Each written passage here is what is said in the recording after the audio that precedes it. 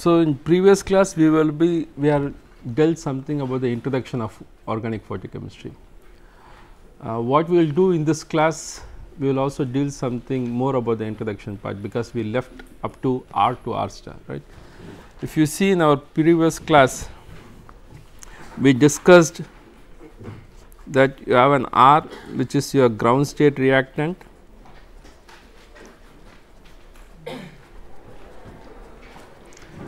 gets interaction with your light which is your reagent, gets excited, we call this as an excited state reactant. We said that it can go to your singlet state, then it undergoes an inter-system crossing to give you a triplet, which then gives you an I. We said it is a short-lived intermediate,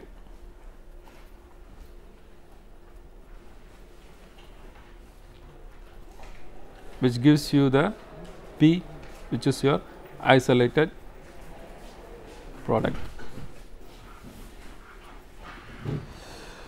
So, this was we studied in detail, or we just brushed up like how your R can be converted to your P.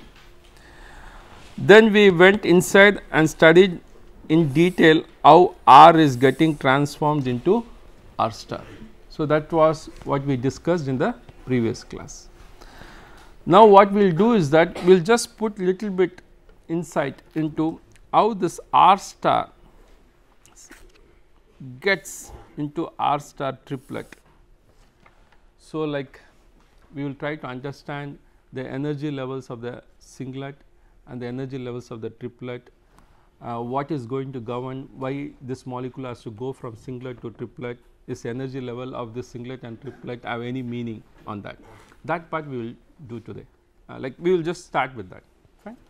So, we will be concentrating now on how R star singlet is undergoing an inter-system crossing to R star triplet.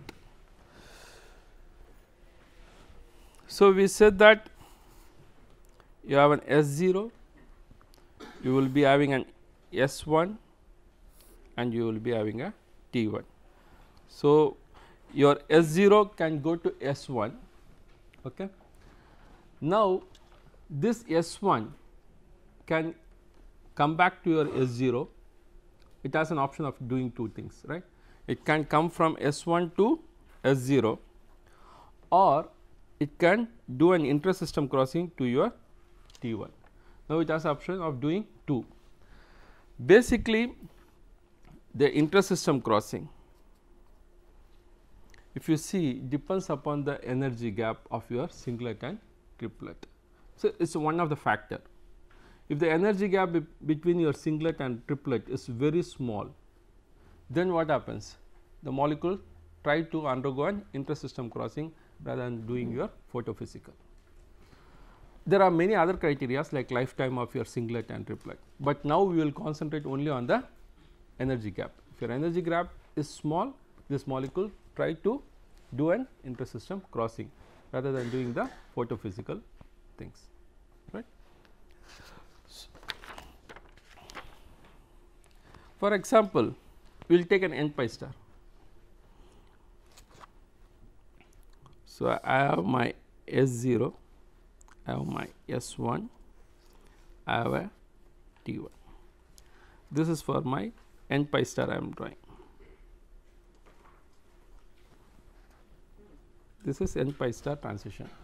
So, I have a S0, S1, T1.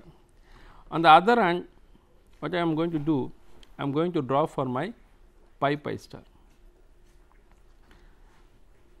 So, I have an S0, then I have my S1 and I have a T1. Now, if you see or if you notice that I have drawn that energy gap between singlet and triplet to be little bit smaller, okay, when you compare to the energy gap between singlet to triplet in pi star. In N pi star, the energy gap is small, when you compare to the energy gap of your pi pi star. This is little bit small and large.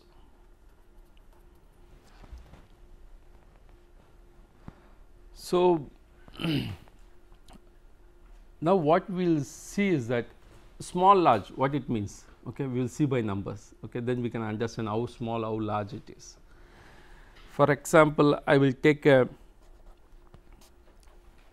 ketone. Okay. If you see the singlet energy level of ketone, it is most of the time it is 80 kilocalories per mole. This energy singlet one, this is 80 kilocalories per mole. And if you see for your triplet, that is 75 kilocalories per mole. So, you have an energy gap of only 5 kilocalories per mole.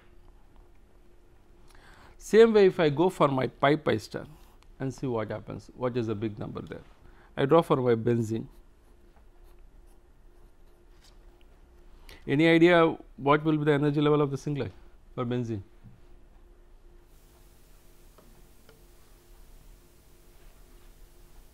Anyone?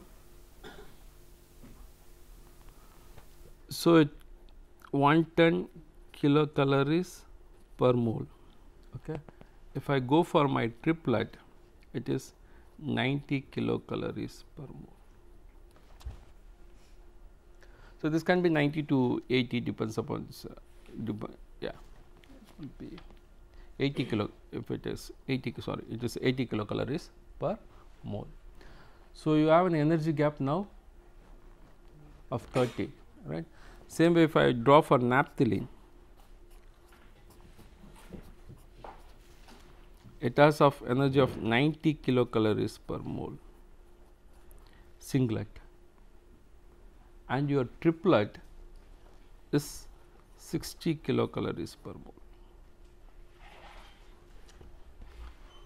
If I draw for anthracene,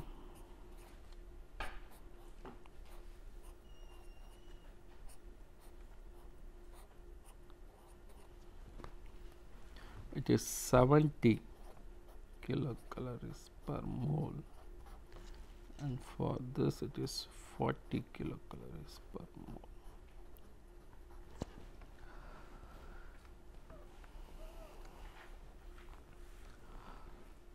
So you see the energy gap now. For n pi star transition, the energy gap is only 5 kilocalories per mole. But if you go for your pi pi star transition, it hangs around about 30 kilocalories per mole. So, what I can say from here, when I do n pi star photochemistry, okay, my photochemistry will be most of the time dominated by my triplet, right. I can see my photochemistry happening most of the time from the triplet state, because all the molecule gets excited to singlet, then since the energy gap is very small, they all undergoes the intersystem crossing to give me triplet. So, I see all my photochemistry happening from the triplet. But when I come to my pi pi star, so what I can see? Any idea? I can observe photochemistry both from singlet as well as triplet. So, pi pi star chemistry most of the time you can see photochemistry happening from the pi like singlet state as well as my triplet state. So, molecule, some of the molecule tries to do intersystem crossing and then do the chemistry from triplet. Some of the molecule says I am happy in the singlet because I cannot jump 30 kilocalories. So, I can do my chemistry from singlet state. That is why this energy gap matters a lot in deciding the photochemistry from which state it occurs. Clear?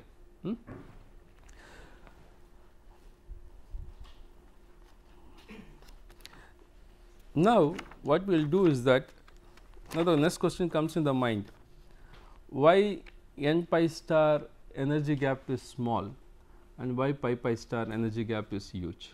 When you talk about why the energy gap between n pi star is only 5 kilocalories per mole, but when you go for a pi pi star it is 30 kilocalories per mole. So, for that what we will do, just we can understand based on your orbital picture. So, if I write about, I am taking for I will write for first.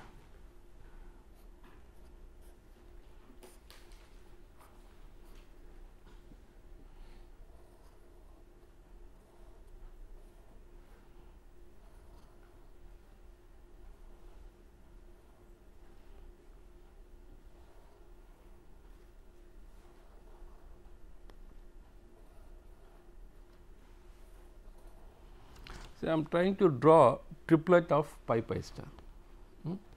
So, I have an electron here, I will have my electron like this. This will be my pi and this my pi star, right. So, what happens? You will get a very good repulsion. So, repulsion between your pi to pi star will be large. Okay. When I draw for my n pi star, if you just watch our, if you draw for my n pi star,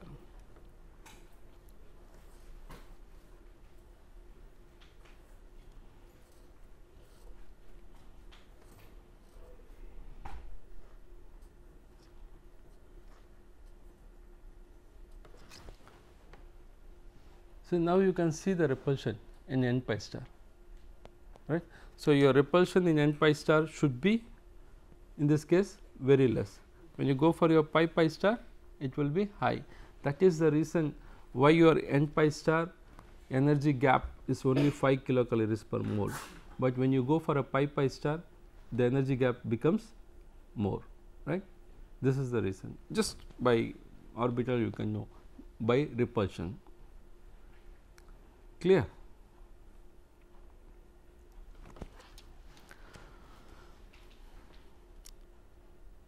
So, we can say that now we have at least some idea how this R star singlet is getting to R star triplet and how they dominate over your photochemistry, whether the chemistry has to take place from triplet or the chemistry has to take place from singlet or either singlet or triplet. This all depends upon the energy level of your singlet and triplet.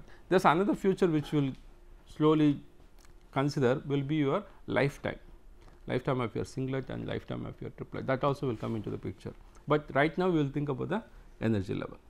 That is the first criteria.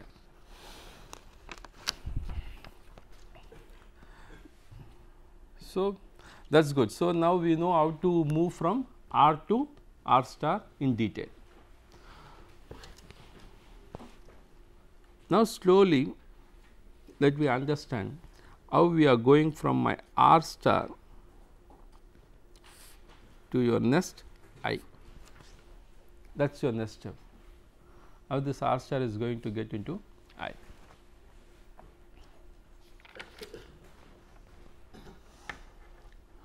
As I said that once a molecule gets excited to your excited state reactant, that is your R star, it can undergo some major sort of chemical reactions, like your R star can do an atom transfer,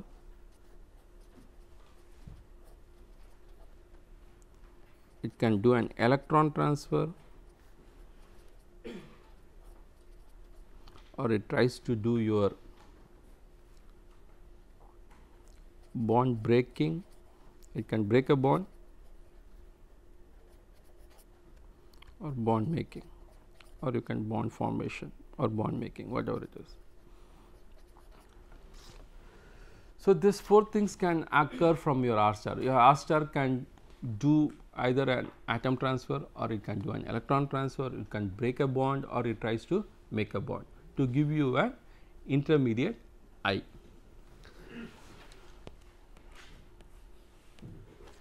So, what is this intermediate actually?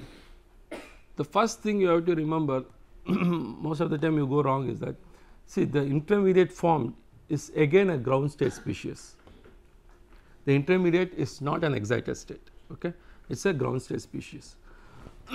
You know that a ground state species most of the time is singlet, right, that you know, except your oxygen, most of the time ground state species are singlet, remember that. So, it forms a ground state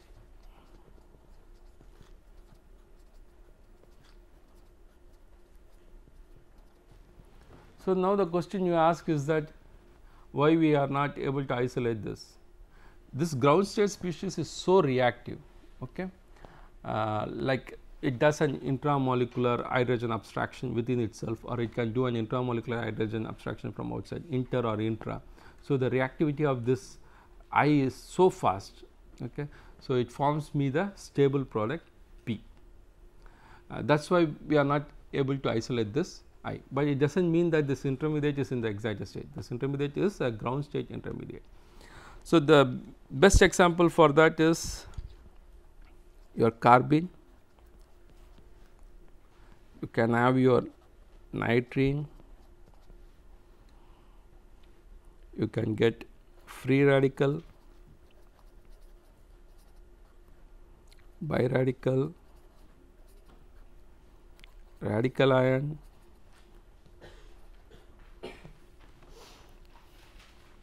like carbocations, carbonium, all these things will get into a intermediate species. So, this is your I.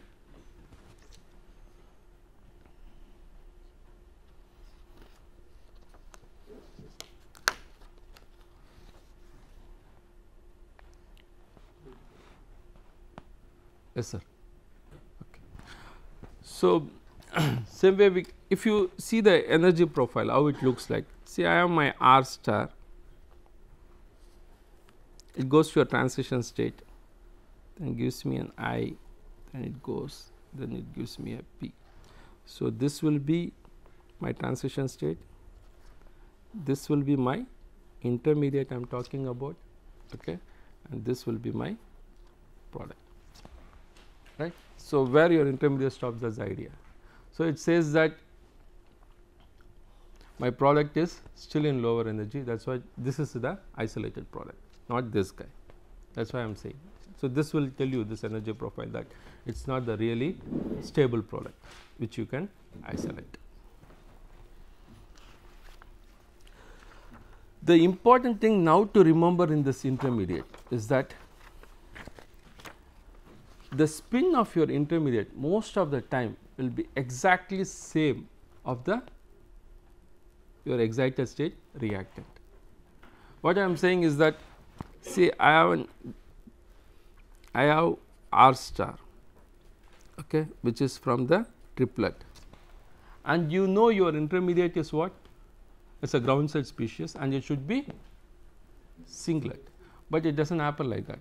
What it does, first it forms you an intermediate of triplet, then your triplet intermediate then changes itself to singlet. That is why I am saying the spin is most of the time is same as that of your excited state reactant. This is very important thing, because your intermediate spin most of the time will be the spin of your excited state reactant. It does not have much time to flip around to give you a ground state species. So, your reactant, excited state reactant breaks and gives you the intermediate. It does not have a time to flip around the electrons to give you the ground state. The ground state intermediate then changes the spin to give you a ground state singlet. It is clear. So, for if you are getting from an R star from the singlet, I said in pi star chemistry you can see photochemistry from the singlet also. In that case, you can directly get your intermediate of singlet. That is why I said that intermediate, the spin of your intermediate most of the time are same of the spin of your excited state reactant. Clear. So, these are the points which you have to remember when you move from R to I. First I said that your R star can do some sort of reactions which will be your atom electron transfer, then your bond breaking, bond making to form your I. Then I said your I is a ground state species, but it is very short lived due to its reactivity. And then I said that the spin of your ground state, spin of your intermediate will be most of the time exactly same to the spin of your excited state reactant. Clear? This is how you change from your R star to I.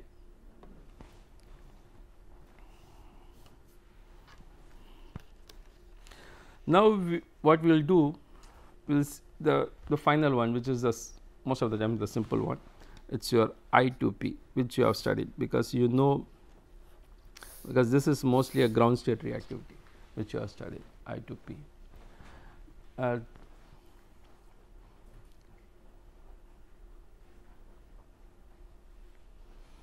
The two points you have to remember when you transform from I to P is that, one, the I to P can be a single step, or it necessarily need not to be a single step. It can be multiple steps. That is the first point you have to remember. It doesn't need to be, not to be single step. So, your I can transform to P like this, or your I can do a multi-step process to give you the P.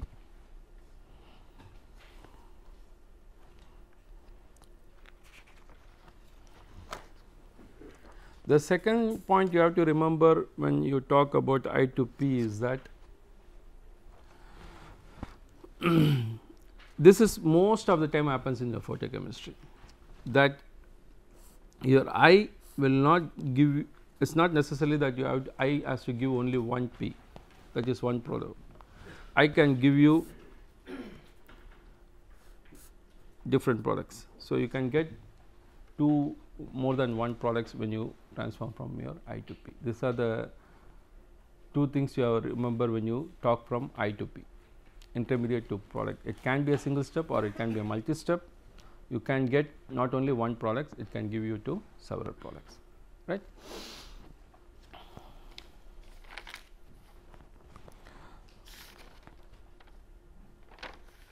Yes. So, this is what we look for from R to totally to your P. Now, what we will do? We will take all this idea and summarize them together and say this is the big idea of the photochemistry. We can represent simply by words, then we will do some orbital, that is also simple, that we will do. First, what we studied, we have an R gives you a R star singlet. R star singlet will give me a R star triplet, which can give me an intermediate, and that will give me a product P. If you write with respect to your LUMO and OMO just by electron spin, okay, then I can write like this. For example, I am talking about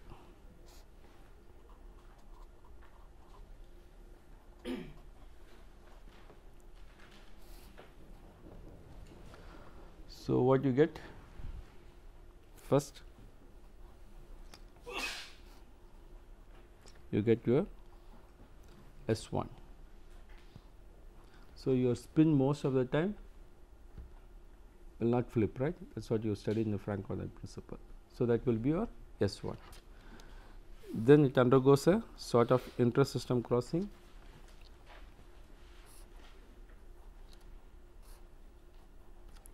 to give you a triplet.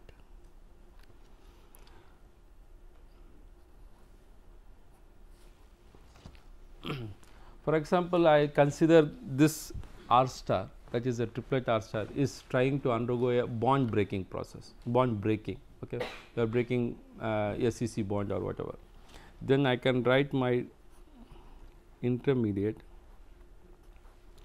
like this, like I can say it is a p orbital of C1 and p orbital of C2, okay. So, but see the spin what I am maintaining, I am maintaining a triplet spin, because it comes from the triplet R star. So, I am getting a triplet I. So, I can say my I is triplet.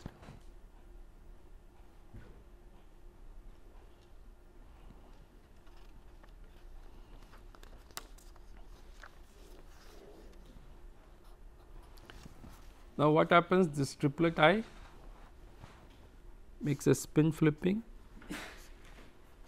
to give me a singlet I, to give me the my final product P. Okay. So, this we will call as a big idea of photochemistry.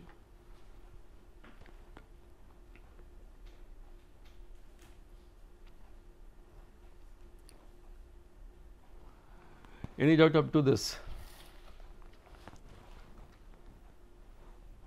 Okay. So, what we will do now, we will take a reaction, an organic reaction, and see that how we can represent that by a simple representation of photochemistry and big idea of photochemistry, how we are representing. For example, I am taking a ketone.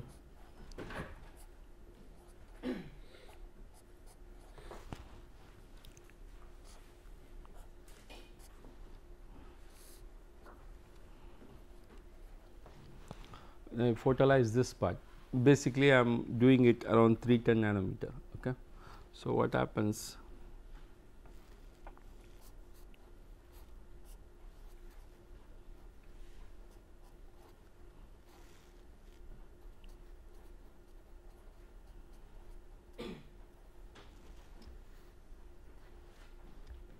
Get this one product and you get.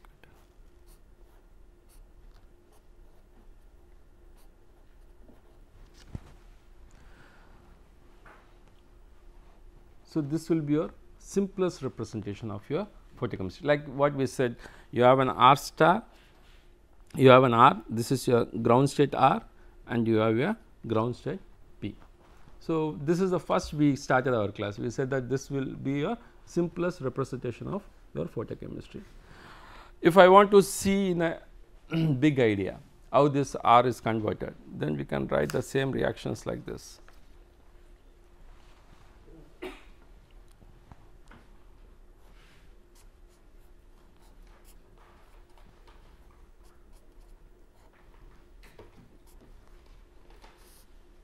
So, how I write? I say that H mu, this is my R.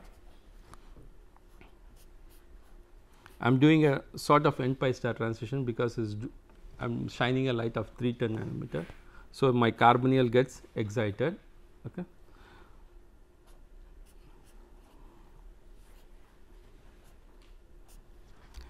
So, you can write this as a singlet. Okay.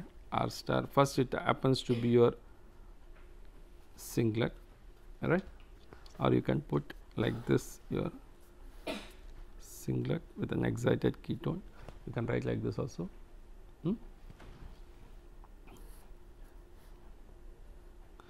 If you want to put your spin, you can put also take the bond and you can put the spin.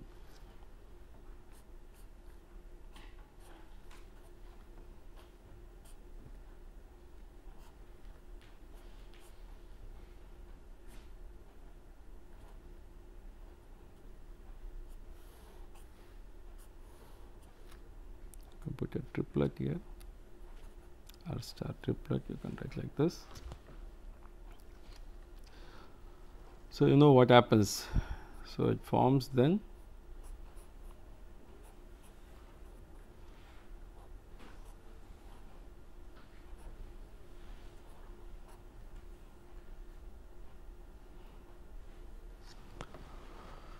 so you get a intermediate I. So, this should be a triplet intermediate. Yeah. So, from here I told you that this I can give you different products. So, for example, you can make this much more legible, like I can can get this stage, then it picks an hydrogen from here. You can make this as your I.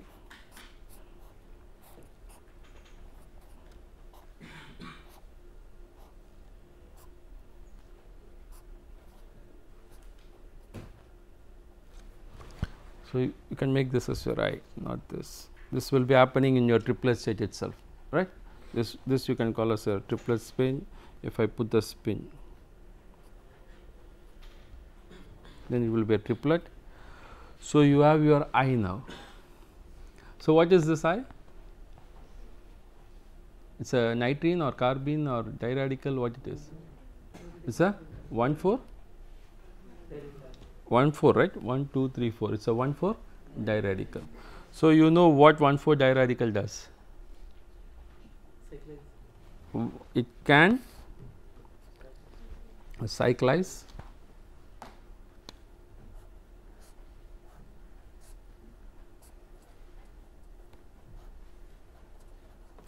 give me this product, or what it does? Bond breaking. What bond breaks? Here it breaks this bond, right?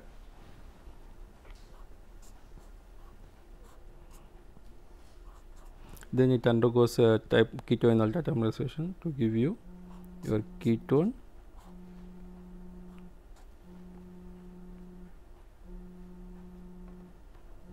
plus it gives you your alkene.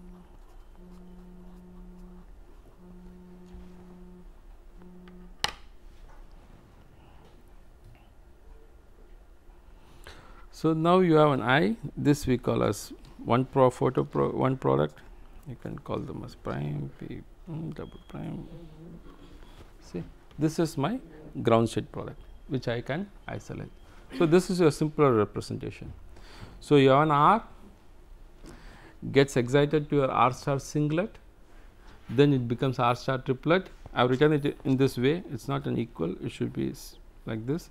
So it says spin. I have written the spin for your triplet, and then this can abstracts an hydrogen to give me an intermediate, which is a 1,4 radical that can do ground state reactivity. One, it can cyclize, or it can undergo a bond cleavage to give me this product. So that is how we can represent a organic photochemistry. This is the first one which I showed is the basic representation. How you want to represent? You can represent just R and T, okay, or you can. This is the big idea of saying the organic photochemistry. Okay. So one more thing you have to know before we finish the introduction, that is your yield, quantum yield. Okay, that part you should know.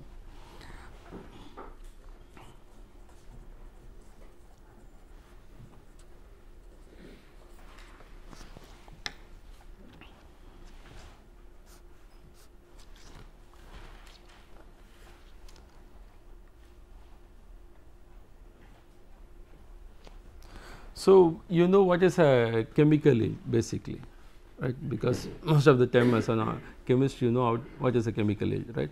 I have an, for example, you have an R, it gives you P. So how you know this reaction? How you say this reaction is 100%? It gives all my R is converted to P. How you say that this reaction is 100% based on chemical yield? How you say? No, I am not talking about quantum yield. Just an organic chemistry, you are taking a substrate, you say that the reaction is 100% based on chemical yield. How you say? Hmm? No, no, with respect to chemical yield.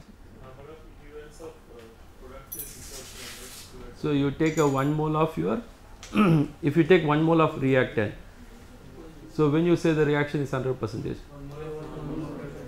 so you take 1 mole of your reactant and you should get 1 mole of your product, then you say the reaction is 100%, right?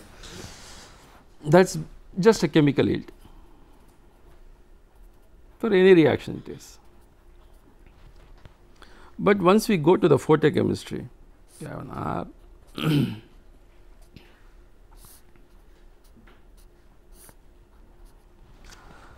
So same way I can say if I have an R, okay, I take 1 mole of an R and I get my P completely, that is my R is converted to my P. Then I say this reaction is 100%, right. So I say it is 100% based on the chemical yield.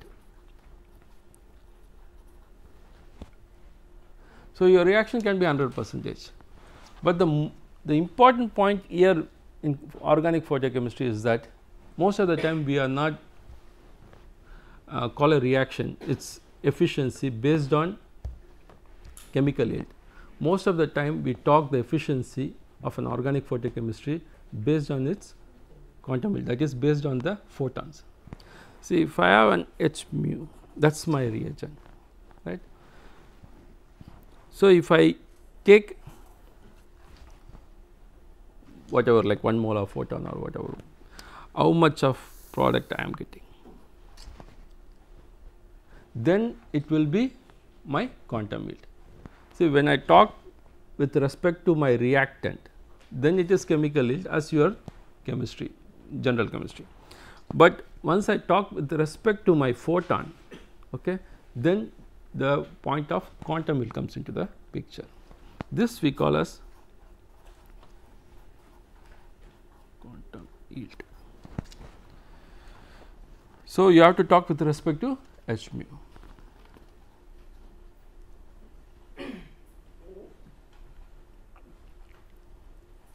Okay. Now, the question comes is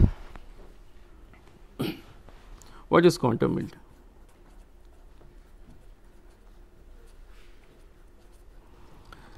So, you use this symbol for quantum yield, right.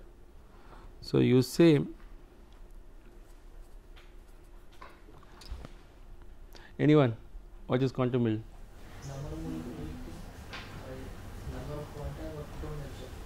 So, number of product molecule formed. See, your quantum yield can, most of the time we calculate the quantum yield based on your product. Okay. You can also calculate the quantum yield with respect to your substrate also. But if I have like 2-3 products, so it is better that I calculate with respect to my product, right. So, number of product molecule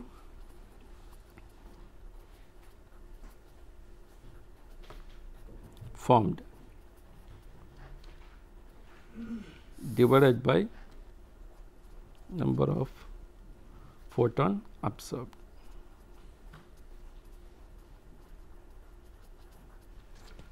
So, that you call as quantum yield.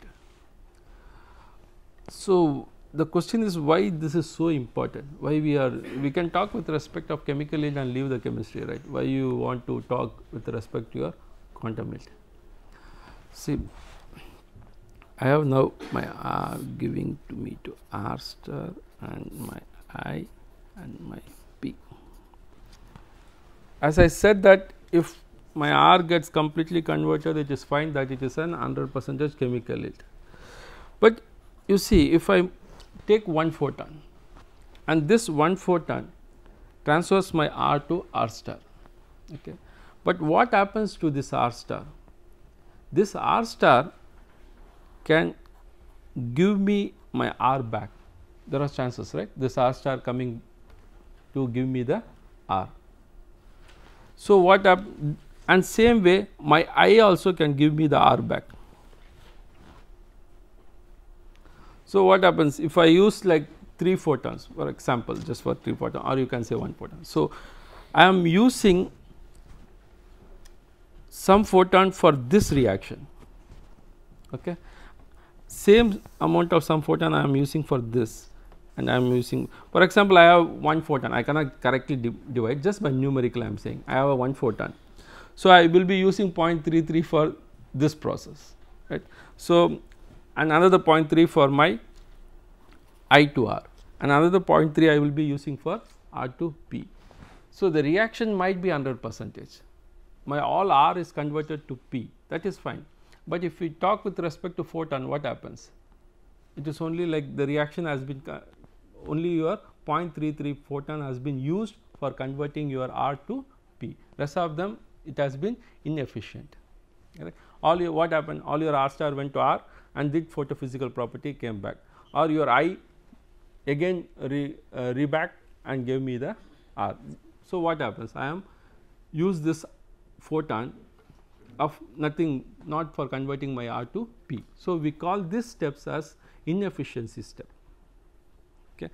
R to R, R going to R star, then coming back to R, R going to I and coming back to R we call as inefficiency step. That is why most of the photochemistry may getting your quantum yield 1, getting your quantum yield equal to 1 will be really hard, most of the photochemistry reaction, because you know that all the time when the molecule goes from your R to excited state, it has a competition. It can do its photophysical or it can do a photochemistry. So, you are not going to convert all your R to R star. So, people you can say that quantum mill can be any number, it can be any number, it can be a fraction of any numbers. Okay. But having a quantum yield of 1 most of the time is hard. Okay.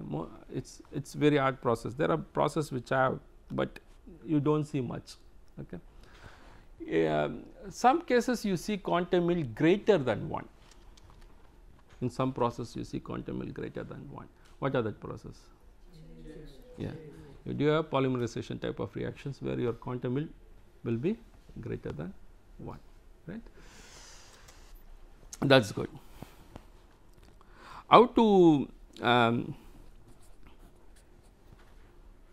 so your quantum yield will be any number, okay, I can say it can be any number. Quantum yield greater than 1,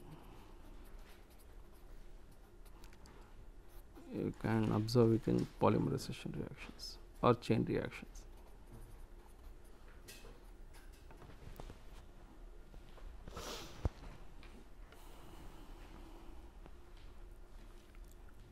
Okay. Now, one more thing is that how to calculate this quantum yield. There is actinometers which we call, okay, you can use a actinometers. There are actinometers available, or you can use actinometers like reaction based actinometers you can use. For example, you know valeriophenone chemistry. Okay. So, what you do is that you take a valeriophenone and do its chemistry, and you know for this much of light how much valeriophenone you should get. So, you keep a valeriophenone and on the side by you keep your reaction parallel, and then you can compare, and from that you can find out your quantum yield. So, most of the time we use actinometer to calculate our quantum yield, but that part I will explain you when we go for the experimental section. There are many instruments which we can use for actinometer. There are solutions which are available, that I will list it out, and it depends upon the wavelength. If you are using 410 nanometer, then you have to use different type of actinometers. When you use for 310, so it depends upon the reactions, and there are solid instruments which can directly find out the light. Okay. So, that part we will be discussing, but you should know quantum yield you can calculate based on your actinometers. Right.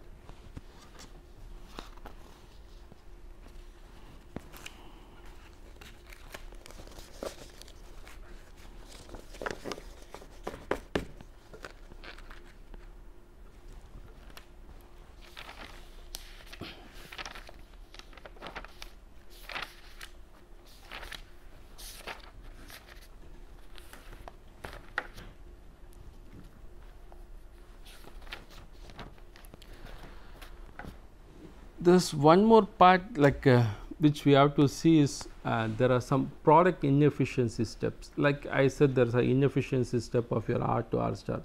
There are one more part which we will call as product inefficiency step, that also will be involved when you do some quantum yield calculations. Okay. That is very simple, like you have an R, it can give you an R star, and this R star can give me I and then P, right. See, it is not that my R star is going to give me back my R, does not mean that it has to always give my R. Sometimes what happens, your R star can also give me another intermediate I prime, that also happens in photochemistry reactions. Okay. So, this I, it does not need to give me back my R. Okay. This I can give me I double prime also. So, I can from I prime I can get my product, another product which we call P prime, and I double prime we can get another product we call as P double prime. So, we call this as another computative product inefficiency steps. So, see, if you want to do the quantum yield calculation, in this case what you will do, if you want to do a quantum yield for your reactant, so you are saying number of reactants divided by your number of photons. That time what happens? You go wrong, because you are getting different products now. So, in this case we will try to do the quantum yield based on your product. I will say the quantum yield for the product P is 0.335, okay, and the quantum yield for the product P double prime is different, and the quantum yield for the product. So, here that is why I said it is number of product molecules divided by number of photons. If the reaction is a single step, that it gives R to P, only one product, then you can talk number of product molecules or number of reactant molecule disappeared divided by number of photons. But there are very few cases where an organic photochemistry R gives you to P. Most of the time if you do an photochemistry reaction, you get like n number of products. So, that is why it is safe to calculate your quantum yield with respect to product molecule rather than reactant molecule. Clear? So, that is because that is what the another point you have to remember in quantum yield. So, your what I said is that your on organic photochemistry you never you can calculate with respect to your chemical yield, but that is not so much better way to do it. So, we calculate with respect to your quantum yield, that is the first point we said. Then we said that quantum yield is nothing but it is a number of product molecule divided by number of photon absorbed. Then we said one point again, your quantum yield can be any number. It is very hard to find out number 1, okay. Quantum yield equal to 1 is very hard. There are many reactions where your quantum yield is greater than 1, that is your chain reactions, polymerization reactions takes place. Then we studied there is an inefficiency steps happens, that is why you have to calculate with respect to your photon rather than talking about the chemical yield. Then we said there are number of you have to calculate with respect to product molecule rather than with respect to your reactant molecule, right. So, that is how we did quantum. So, I think the introduction of organic photochemistry, you can finish your introduction with this, and then we will what we will do, we will start now. The introduction part is over, organic photochemistry. Now, we will start getting into the reactions slowly, like what are the reactions this. We will take organic molecules and try to understand their reactions. So, the introduction part, most of the introduction part is over with this.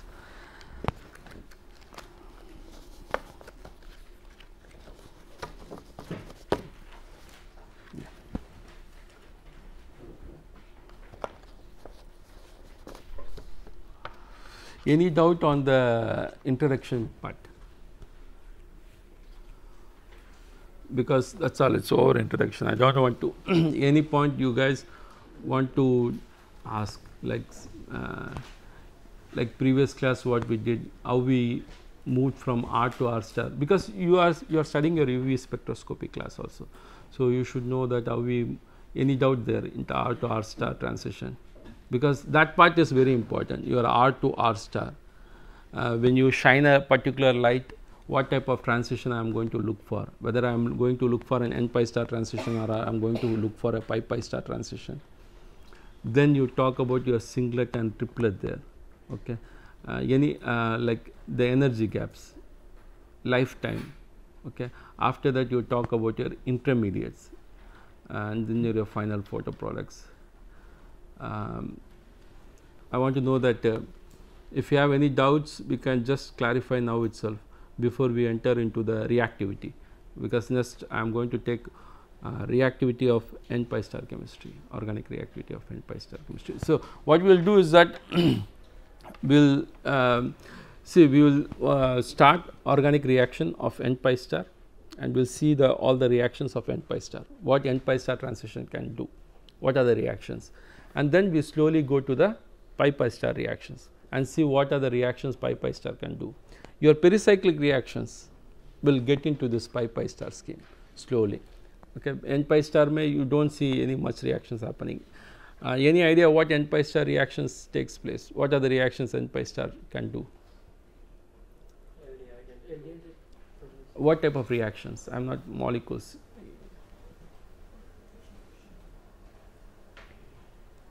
N pi star chemistry. If I take a carbonyl, For example, I take a carbonyl molecule, shine a light of 310 nanometer. Okay. So, you know that it goes to singlet, then it undergoes an intersystem crossing to triplet. So, after that, what are these reactions normally you see? What are the chemistry? You can think what my triplet N pi star can do. Yes, come on. Huh? It does dimerization, little bit less. Pi star does dimerization, right? You can see any other good chemistries. Any other good chemistry?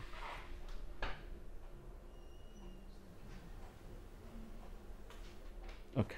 So, what I will do is that I will leave with this. You can have a break and then we will have in this class. Okay. I will start about N pi star chemistry. We will see what other reaction these guys are doing. Okay.